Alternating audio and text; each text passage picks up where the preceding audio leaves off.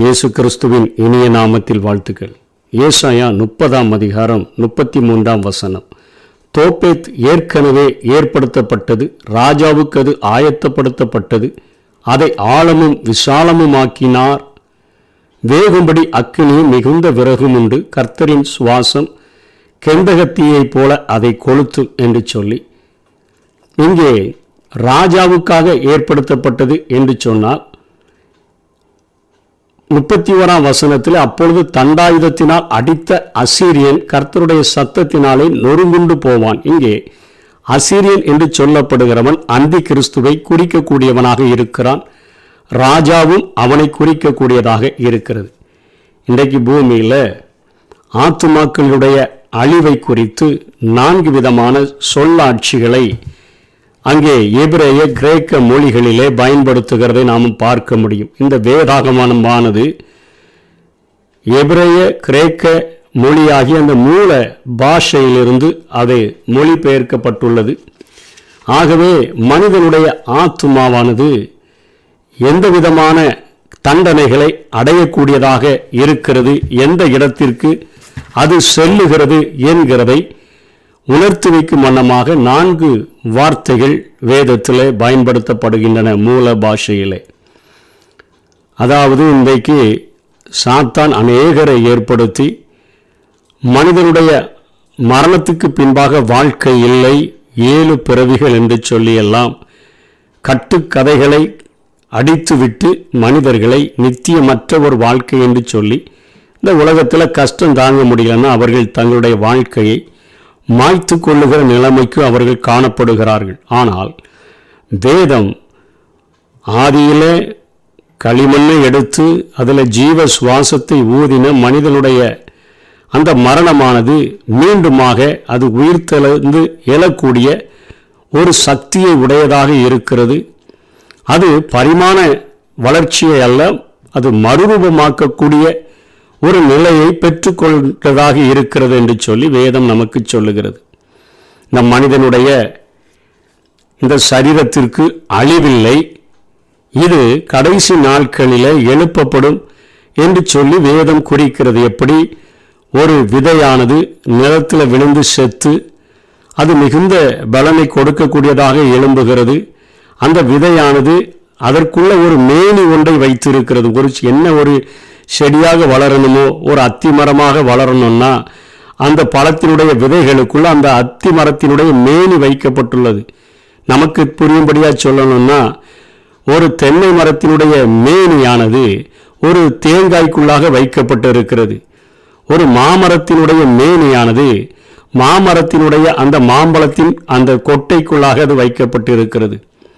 அதே போல ஒரு பனைமரத்தினுடைய ஒரு மேனியானது அந்த பனம்பழத்திற்குள்ளாக இருக்கக்கூடிய அந்த தபம் கொட்டை என்று சொல்லுகிறமே அதற்குள்ளாக வைக்கப்பட்டிருக்கிறது.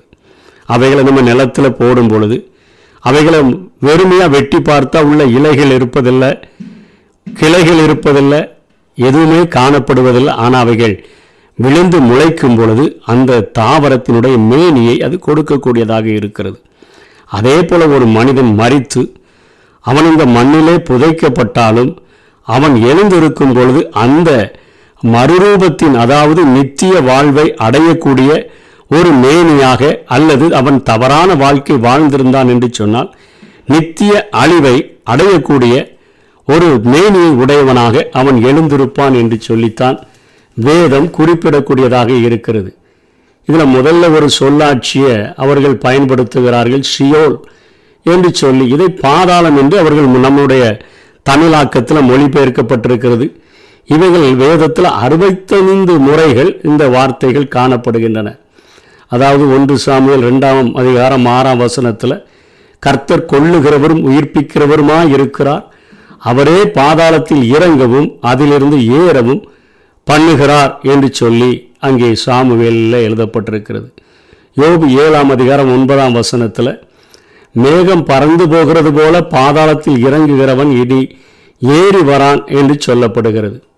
சங்கீதம் 18 அதிகாரம் 15 வசனத்தில், தண்ணீரின் மதகுகள் திறவுண்டு பூமியின் அஸ்திபாரங்கள் காணப்பட்டன என்று சொன்னால் அந்த பூமியின் அஸ்திபாரங்களை பாதாளம் என்று சொல்லி இங்கே அந்த சியோல் என்கிற வார்த்தையை மூல பாஷையிலே அதே வார்த்தையை பயன்படுத்துகிறார்கள். ஏசாயா 14:9 இந்த சியோல் என்கிற வார்த்தையை பயன்படுத்தப்படுகிறது. அதற்கு தமிழில் கீழே இருக்கிற பாதாளம் உன்னிமித்தம் அதிர்ந்து. அப்போனா நமக்கு என்ன தெரியுதுன்னு சொன்னால், மரித்தவர்கள் எல்லாரும் இந்த பூமியின் அஸ்திபாரம் என்று சொல்லி அழைக்கப்படுகிற பூமிக்கு கீழாக இருக்கிற தண்ணீர்கள் விளக்கப்பட்டு அதற்கும் கீழே இருக்கிற ஒரு இருள் சூழ்ந்த ஒரு இடத்திற்கு, ஒரு பாதாளத்திற்குத்தான் அவர்கள் கொண்டு போகப்படுகிறார்கள் என்று சொல்லி நாம் வேதத்தில் பார்க்கிறோம். இன்னும் உபாகமம் 32:22 என் கோபத்தினால் அக்கினி பற்றி கொண்டது, அது தாழ்ந்த நரகம் மட்டும் எரியும்னா அங்கே இடையும் சியோல் என்கிற வார்த்தை பயன்படுத்தப்படுகிறது. சில இடங்களில் கூலி, சில இடங்களில் கல்லறை என்றெல்லாம் மொழிபெயர்க்கப்பட்டிருக்கிறது. பழைய ஏற்பாட்டில் மரித்தோர் எல்லாரும் செல்லும் இடமாக அவர்கள் இந்த வார்த்தையைத்தான் குறிப்பிட்டு எழுதியிருந்தார்கள். இந்த இடத்துல சென்றோருக்கு அறிவு முழுவதும் இழக்கப்படாது என்று சொல்லி அவர்களுக்கு அந்த நாட்களிலே நம்பிக்கை இருந்ததை நாம் எப்படி கண்டுகொள்ள முடியும்? உபாகமம் 18:11 செத்தவர்களிடத்துல குறி கேட்கிறவன் உங்களுக்குள் இருக்க வேண்டான்னு சொல்றார். அப்போனா அவங்க செத்த பிறகும் அறிவு இருக்கும், ஆனாலும் அவங்ககிட்ட போய் குறி கேட்டா நம்ம வாழ்க்கையில் என்ன நடக்கும்னு சரியா சொல்லிடுவாங்கங்கிற நம்பிக்கை இருந்தது. அது நிமித்தமாகத்தான் 1 சாமுவேலில் 28 15 வரையிலும் அங்கே சாமுவேல் மரணம் அடைந்த பின்பு சவுல் பெலிஸ்தருக்கு விரோதமாக யுத்தம் பண்ண அவன் செல்லும் பொழுது ஜெயிப்போமா தோப்போமா என்று சொல்லி அறிந்து கொள்ளுகிறதற்கு அவன் முதல்ல தேசத்தில் குறி சொல்லுகிற எல்லாரையும் அழிச்சிட்டான். ஒரே ஒரு ஸ்திரீ அவன் மறைஞ்சு வாழ்ந்துகிட்டு இருந்தா, அவன் எங்க இருக்கான்னு கண்டுபிடிச்சி அந்த குறி சொல்லுகிற பெண்ணிடத்தில் போய் சாமுவேலை எனக்காக எழும்பி வர பண்ணணும்னு சொன்ன பொழுது சாமுவேல் பாதாளத்திலிருந்து ஏறி வந்ததை அங்கே பார்த்த பொழுது அவளுக்கு தெரிந்து விட்டது. அவர் சொல்றார், என்னை தூக்கத்திலிருந்து ஏன் கலைச்சா, என் இலைப்பாறுதலிருந்து என் நித்திரை விட்டு என்ன எழுந்திருக்க பண்ணாங்கிற ஒரு வார்த்தையை கேட்ட மாத்திரத்தில் குறி சொல்றவளுக்கு தெரிஞ்சிச்சு வருகிறவர் தீர்க்கதரிசியாக மரித்த சாமுவேல். அப்போ இந்த மாறுவிடத்தில் வந்திருக்கிறது சவுல் தானே சொல்லி, ராஜாவே நீங்க ஏன் என்ன மோசம் போக்குனீங்க அப்படிங்கிற ஒரு சம்பவம் எழுதப்பட்டிருக்கிறதை பார்க்கிறோம். இப்படி பாதாளம் பூமிக்கு அடியில காணப்பட்டாலும் கூட அது தேவனுடைய கட்டுப்பாட்டுக்குள்ள தான் இருந்தது என்பதையும் வேதம் நமக்கு குறிப்பிடாமல் இல்லை. யோபு 26:6 அவருக்கு முன்பாக பாதாளம் வெளியாய் திறந்திருக்கிறது, நரகமும் மூடப்படாது இருக்கிறது. பாதாளமும் நரகமும் அந்த சியோல் அவருடைய கண்ட்ரோலுக்குள்ளதான் இருக்கிறது என்கிற அறிவை பழைய ஏற்பாட்டு பரிசுத்தவான்கள் அவர்கள் பெற்றிருந்தார்கள்.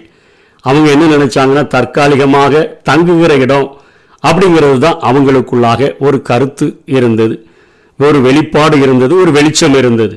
தானியேல் 12:2 தானியேலும் இப்படிதான் சொல்றாரு. என்ன சொல்றாருன்னா, பூமியின் தூளிலே நித்திரை பண்ணுகிறவர்களாகிய அநேகரில் சிலர் நித்திய ஜீவனுக்கும் சிலர் நித்திய நிந்தைக்கும் இயல்ச்சிக்கும் விழித்து எழுந்திருப்பார்கள் என்று சொல்லுகிறார். இது நிரந்தரம் இல்லை. இந்த பாதாளம் அங்கிருந்து அவங்க நித்திய ஜீவனுக்கு போறதுக்கும் எழுந்திருப்பாங்க, நித்திய நிந்தைக்கும் இகழ்ச்சிக்கும் விழித்து எழுந்திருப்பார்கள். இப்போ கொஞ்சம் இலைப்பாடுறாங்க அப்படிங்கிற ஒரு காரியத்திற்காக இந்த சியோல் என்கிற வார்த்தையை பயன்படுத்தினார்கள். ஆனால் இந்த வசனங்களிலிருந்து நம்ம தெரிந்து கொள்ள வேண்டிய காரியம் என்னன்னா, ஒரு தரம் மரிப்பதும் பின்பு நியாய தீர்ப்பு அடைவதும் மனுஷனுக்கென்று நியமிக்கப்பட்டிருக்குது. மரிச்ச பிறகு ஒண்ணுமே நடக்காது என்று சொல்லுகிற நிலை அல்ல. நிச்சயமாக தேவனுடைய சிங்காசனத்துக்கு முன்பாக நின்று நித்திய வாழ்வுக்கு ஒருவேளை செல்லலாம். நாம் பாவியாக வாழ்ந்தோம் என்று சொன்னால், பாவத்தை வெறுக்கிறவர்களாக நாம் வாழவில்லை என்று சொன்னால் நித்திய அழிவுக்கு சென்று விடுவோம் என்று சொல்லி வேதம் எச்சரிக்கிறது. ஆகவேதான் யோபு இந்த பூமியில பரிசுத்தமாய் வாழ்ந்தபடினால, அவனுடைய உள்ள அவனை குற்றவாளியாய் தீர்க்காததுனால அவனும் சொல்றான். யோபு 19:25 27 தைரியமா சொல்றான், என் மீட்பர் உயிரோடு இருக்கிறார், கடைசி நாட்களில் அவர் என்னை எழுப்புவார். என்னுடைய தோல் முதலானதுகள் எல்லாம் அழுகி போன பின்பு என்னுடைய மாம்சத்திலிருந்து நான் அவரை காண்பேன். அதாவது ஒரு மறுரூபமாக்கப்பட்ட ஒரு புதிய சரீரம் எனக்கு கொடுக்கப்பட்டோம். அந்த சரீரத்திலிருந்து நான் அவரை பார்ப்பேன். அந்நிய கண்கள் அல்ல, என் கண்களே அவரை காணும் என்று சொல்லுகிறதை பார்க்கிறோம். ஓசியாவிலையும் 13ஆம் அதிகாரம் 14ஆம் வசனத்தில் அவர்களை நான் பாதாளத்தின் வல்லமைக்கு நீங்களாக்கி மீட்பேன், மரித்த பின்பு பாதாளத்தில் இருக்கிறாங்களே அந்த வல்லமைக்கு நீங்களாக்கி மீட்பேன், அவர்களை மரணத்துக்கு நீங்களாக்கி விடுவிப்பேன். மரணமே உன் வாதைகள் எங்கே, பாதாளமே உன் சங்காரம் எங்கே என்று ஆண்டவர் கேட்கிறது போல இங்கே ஓசியா எழுதி வைத்திருக்கிறதை பார்க்கிறோம். அதுக்கு அடுத்தபடியாக அவர்கள் இரண்டாவது சொல்லுகிற காரியம் என்ன? ஹேடிஸ் என்று ஒரு வார்த்தையை பயன்படுத்துகிறார்கள். கிரேக்க சொல்லான இந்த கேடிஸ் என்கிற வார்த்தை, இது அதனுடைய அர்த்தம் என்னன்னா காண முடியாது. பழைய ஏற்பாட்டில் உள்ள சியோல் சொல்லுக்கு இணையான இதுவும் பாதாளம் என்கிற அந்த மொழிபெயர்ப்பையே உள்ளடக்கிய ஒரு வார்த்தையாக பயன்படுத்தப்பட்டது. கிறிஸ்துவனுடைய மரணத்திற்கு முன்பு இது 2 பிரிவுகளாக இருந்தது என்று சொல்லப்படுகிற இடத்திலே அந்த லூக்கா 16ஆம் அதிகாரம் 19ஆம் வசனத்தில் வரக்கூடிய இந்த பாதாளத்தை அங்கே மூல பாஷையில் ஹேடிஸ் என்று சொல்லி அழைக்கிறார்கள். இது ஐஸ்வர்யவான் லாசரு இருந்த இடம். கிறிஸ்துவனுடைய மரணத்திற்கு முன்பு இவங்க இந்த பாதாளத்தில் அடியில் 2 பிரிவுகளாக இருந்தது. அதில் பரிசுத்தவான்களாய் மரிக்கிறவர்கள் ஓரிடத்திலும் ஆபிரகாமினுடைய மடியிலும், பாவிகளாய் மரிக்கிறவர்கள் அங்கேயும் அழுகையும் பற்கடிப்பும் உள்ள ஒரு இடத்துல இருக்கிறாங்க. அங்கே அறிவுலாம் மங்கி போகலை. இங்கே கூட அறிவு மங்கி இருக்கலாம், அங்கே ரொம்ப ஷார்ப்பாகவே இருக்குது ஐஸ்வர்யவானுக்கு. அங்கே அவனுக்கு தாகம் உண்டாகிறது. அங்கே எட்டி பார்க்குறான். லாசரு பூமியில் வாழும்பொழுது நாய் கடிக்கும் போது லாசரை கண்ணுக்கு தெரியல. லாசரு பசியாக இருந்தது கண்ணுக்கு தெரியல. இவர் சிந்திர அந்த துண்டுகளை பிறக்கி திங்கும்போது நாய் கூட சண்டை போட்டு சாப்பிட்டதெல்லாம் கண்ணுக்கு தெரியல. ஆனால் பரலோகத்தில் ஆபிரகாமின் மடியில் இருக்கும்பொழுது ஆபிரகாமை தெரிகிறது. என் தகப்பனாகிய ஆபிரகாமே என்று உறவு சொல்லி அழைக்கிறான் ஐஸ்வர்யவான். உம்முடைய மடியில் இருக்கிற லாசரு தன்னுடைய விரலின் நுனியில் கொஞ்சம் தண்ணியை தொட்டு எனக்கு அப்படியே போட்டால் நல்லா இருக்கும், அவ்வளோ நான் வறண்டு இருக்கிறேன் என்று சொல்லுகிறான். சுவிசேஷ பாரமெல்லாம் பாதாளத்தில் அவனுக்கு வருகிறது. எனக்கு இன்னும் 5 சகோதரர்கள் இருக்கிறாங்க. லாசருவை அனுப்பி சொல்லி அவங்க இந்த இடத்துக்கு வராதபடி அவர்களுக்கு போய் லாசரு சொல்லட்டும் என்று சொல்லுகிற காரியங்கள் எல்லாம் உருவாகிறது. 2 பிரிவுகளாக காணப்படுகிறது. இந்த 2 பிரிவுகளை தான் ஆண்டவராகிய இயேசு தன்னுடைய மரணத்திற்கு பின்பாக அதை பரதீசுவாக மாற்றி அதை 3ஆம் வானத்திற்கு அவர் அதை எடுத்து சென்று விடுகிறார். அந்த 3ஆம் வானத்திற்கு அவர் எடுத்து செல்கிற காரியங்கள் 2 கொரிந்தியரில் 12ஆம் அதிகாரம் 1ஆம் வசனத்திலிருந்து 4ஆம் வசனம் வரையிலும் அங்கே பவுல் காரியங்களை சொல்கிறார். 14 வருஷத்துக்கு முன்னேன்னு சொல்கிறாரு. அவர் நான் ஒரு எடுத்துக்கொள்ளப்பட்ட ஒரு மனுஷனை அறிவேன்னு சொல்லி தன்னை குறித்து சொல்றதுக்கு வெட்கப்பட்டு அவர் கூச்சப்பட்டு சொல்லுகிறார். எடுத்துக்கொள்ளப்பட்டான், அவன் சரீரத்தில் இருந்தானோ சரீரத்துக்கு புறம்பாக இருந்தானோ நான் அறியேன், கர்த்தர் அறிவார்னு சொல்லிட்டு அந்த மனுஷன் 3ஆம் வானம் வரைக்கும் எடுத்துக்கொள்ளப்பட்டான்னு சொல்றாரு. அதுக்கப்புறம் 3ஆம் வசனத்தில் சொல்றார், அந்த மனுஷன் பரதீசிக்குள் எடுக்கப்பட்டு மனுஷர் பேசப்படாததும் வாக்கு கெட்டாததுமாகிய வார்த்தைகளை கேட்டான் என்று அறிந்திருக்கிறேன். எபேசியர் 4ஆம் அதிகாரம் 8ஆம் வசனத்திலிருந்து 10ஆம் வசனத்தில் அவர் என்ன செய்கிறார்னா, பாதாளத்தில் இறங்கி சிறைப்பட்டவர்களை அவர் சிறையாக்கி, அங்கே பாதாளத்தில் 2 பிரிவுகளில் வைக்கப்பட்டிருந்த ஒரு குறிகாரியே அந்த செத்தவர்களை எழும்பி வர பண்ணுறா. அப்படிப்பட்ட ஒரு இடத்துல இருந்தவர்களை அந்த சிறையப்பட்டவர்களை சிறையாக்கி உன்னதத்துக்கு ஏறி பூமியினுடைய தாழ்விடங்களிலிருந்து இறங்கி அங்கே கொண்டு போய் வைத்திருக்கிறார் 3ஆம் வானத்தில். பரதேசில் தான் இப்பொழுது பரிசுத்தவான்களாய் மரித்தவர்கள் இருக்கிறார்கள். அங்கே பாவியாய் மரிக்கிறவர்கள் பழைய இடத்திற்கே சென்று விடுகிறார்கள் என்று வேதம் கூறுகிறது. அதே போல் 3வது வார்த்தையானது டார்டரஸ் என்று சொல்லி அழைக்கப்படுகிறது. இது புதிய ஏற்பாட்டில் 2 பேதுரு 2ஆம் அதிகாரம் 4 மட்டுமே அந்த மூல பாஷையில் வருகிறது. இது கெட்ட தூதர்களுக்கு தண்டனையாக கூறப்பட்டுள்ள காரியங்கள். பாதாளத்தினுடைய கடைசி பகுதி என கூறுகிறார்கள். பாவம் செய்த தூதர்களை தேவன் தப்ப விடாமல் அந்தகார சங்கிலியில கட்டி நரகத்திலே தள்ளின்னு சொல்லப்படுது. அந்த இடத்துல தான் டார்டரஸ் என்கிற வார்த்தையானது பயன்படுத்தப்படக்கூடியதாக இருக்கிறது. கடைசியாக கெஹனா, இது ஒரு கிரேக்க சொல், 12 முறை புதிய ஏற்பாட்டில் வருகிறது. இதுதான் இன்னோமின் பள்ளத்தாக்கை குறிக்கக்கூடியதாக இருக்கிறது. நாம் பார்த்தோமே, தோப்பாத் என்று சொல்லி அழைத்தோமே. அந்த வசனத்தை தான் நாம் படித்தோம். இங்கே காணப்படுகிற அந்த தோப்பேத் என்று சொல்லப்படுகிறது நரகத்திற்கு அல்லது பாதாளத்திற்கு அடையாளமாக சொல்லப்படுகிறது. அதை தான் ஆழமாக அகலமாக மாற்றி அங்கே விறகுகள் மிகுதியாக இருக்குது, அக்கினி அவிந்து போகாது, அவருடைய சுவாசத்தினால கந்தகத்தை தீயா அவர் கொளுத்தி விடுகிறார் என்று சொல்லுகிற ஏசாயாவின் வெளிப்பாட்டில் கிடைச்ச அந்த பாதாளம் அல்லது அந்த நரகமானதை இங்கே இயேசு கிறிஸ்து எடுத்து கையாளுகிறார். இன்னொன்னின் பள்ளத்தாக்கை குறிக்கிற சொல்லுக்கு பேர் தான் ஹெகனா. அந்த ஹெகனாவில் அது பழைய ஏற்பாட்டில் எதுக்கு பயன்படுத்தப்பட்டதுன்னா நரபலி கொடுப்பதற்காக. 2 நாளாகமம் 28:3 33:6 சொல்லப்படுகிறது. அங்கே யோசியா ராஜா அந்த நாட்களில் அந்த பலி செலுத்துகிறதற்கு தீக்கடக்க பண்ணி நீக்கிற குழந்தைகளை தகனிக்கிற அந்த உயிரோடு பலி செலுத்தப்படுகிற அந்த காரியங்களை யோசியா என்ற அரசன் அதை தடுத்து நிறுத்த அவர் முயற்சிகளை அவர் எடுத்தார். இதுதான் நித்திய நரகத்தை குறிக்கிற சொல்லாட்சியாக ஆண்டவராகிய இயேசு தன்னுடைய பிரசங்கத்தில், அதாவது அவர் மத்தேயு 5ஆம் அதிகாரத்தில் 22ஆம் வசனம் 29ஆம் வசனம் 30ஆம் வசனத்திலையும் 10ஆம் அதிகாரத்தில் 28லையும் 18ஆம் அதிகாரத்தில் 9:23லையும் யாக்கோபு 3ஆம் அதிகாரம் 6ஆம் வசனத்தில் அவர் மாத்திரம் புதிய ஏற்பாட்டில் இந்த கெகனாவை பயன்படுத்துகிறார். அந்த நம்முடைய நாக்கானது நரக அக்கினியினால் கொளுத்தப்படுகிறதுமாய் இருக்கிறது என்கிற வார்த்தையை பயன்படுத்துகிறதை பார்க்கிறோம். ஆகவே மனிதனுடைய ஆத்துமா மரணத்திற்கு பின்பாக ஒன்று நித்திய ராஜ்யத்திற்குரியதாக பரதேசிக்குள் இளைப்பாறுகிற இடத்திற்குள் 3ஆம் வானத்திற்கு செல்லணும், இல்லைன்னா இப்படிப்பட்ட சியோல் என்று அழைக்கப்படுகிற அல்லது ஹேடிஸ் என்று அழைக்கப்படுகிற, இல்லைன்னா டார்டோரஸ் என்று அழைக்கப்படுகிற, இல்லைன்னா தோப்பேத் கெகனா என்று அழைக்கப்படுகிற இடத்திற்கு அது சென்றுவிடக்கூடியதாக இருக்கிறது. அந்த நித்திய தண்டனை எவ்வளவு காலம்னு கேட்டீங்கன்னா அது எந்தெந்தைக்கும் உள்ளது என்று வேதம் சொல்லுகிறது. வெளிப்படுத்தல் 20ஆம் அதிகாரம் 15ஆம் வசனம், வெளிப்படுத்தல் 20:10 பார்த்தீங்கன்னா அது நித்திய காலமாக நம்ம அனுபவிக்கக்கூடிய தண்டனை என்று சொல்லப்படுது. அங்கே நித்திய அக்கினி அங்கே காணப்படுது. அதை எரி நரகம் என்று வேதம் சொல்லுகிறது. அக்கினி கடல் என்று சொல்லுகிறது. அக்கினியும் கந்தகம் எரியும் கடல் என்று சொல்லுகிறது. புறம்பான இருள் என்று சொல்லுகிறதை பார்க்கிறோம். அங்கே தீ இருக்கும், கந்தகம் இருக்கும், அங்கே மறுரூபமாக்கப்பட்ட சரீரத்தில் புழு கூட இருக்கும், புகை இருக்கும். இவைகள் எல்லாம் அங்கே காணப்படக்கூடியதாக இருக்கிறது.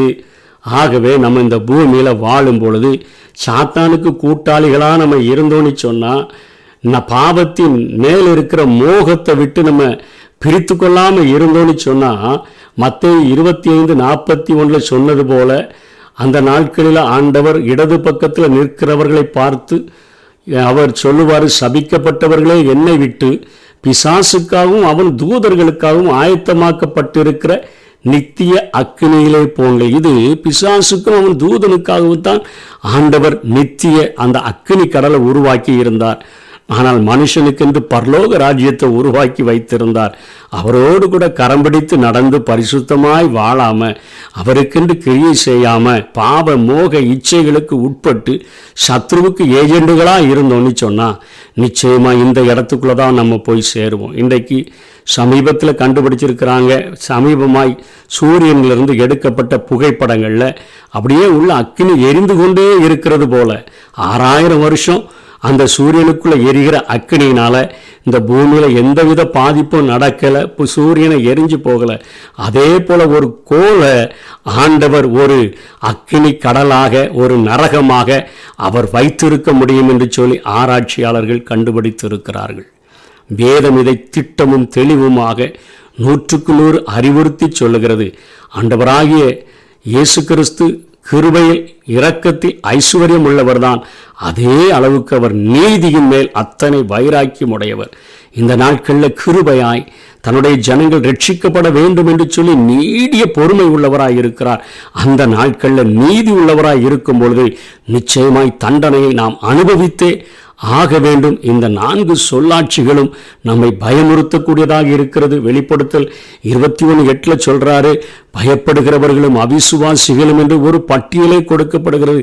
அவர்கள் அக்கினியும் கந்தகமும் எரிகிற கடலாகிய இந்த 2ஆம் மரணத்தில் பங்கடைவார்கள் என்று சொல்லப்படுகிறது. ஆகவே நாம் மிகுந்த ஜாக்கிரதை உள்ளவர்களாய் பரிசுத்தமாய் வாழ்கிறதற்கு நம்மை அர்ப்பணிப்போம். நித்திய ராஜ்யத்தை சுதந்தரித்துக் கொள்வோம்.